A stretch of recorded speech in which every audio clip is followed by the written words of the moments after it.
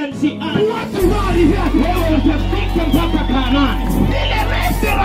Kama ndoto ya Raheli ilikuwa imeblock, lakini wewe utatimiza ndoto zako.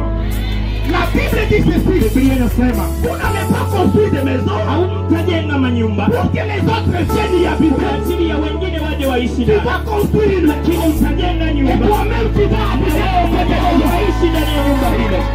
Je lève ma main droite. Ainua mkono wangu wa kuume, Je t'ai sur ta vie. nasema juu ya maisha yako, Esprit de mort précoce. kila vifo vya ghafla, Toi tu ne mourras pas. hautakufa. Toi tu ne mourras pas. Wewe hautakufa. Toi tu ne mourras pas. Wewe hautakufa. Tes enfants ne mourront pas. Wako watakufa. Ton mari ne mourra pas. Wako watakufa. Ta femme ne mourra pas. Wako watakufa. Ton travail ne mourra pas. Kazi yako itakufa.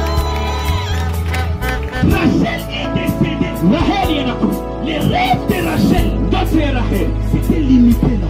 ikuishia. Je ne connais pas les projets que tu as. Sijui ndoto ni kazi yako Mais kweli non. kabisa.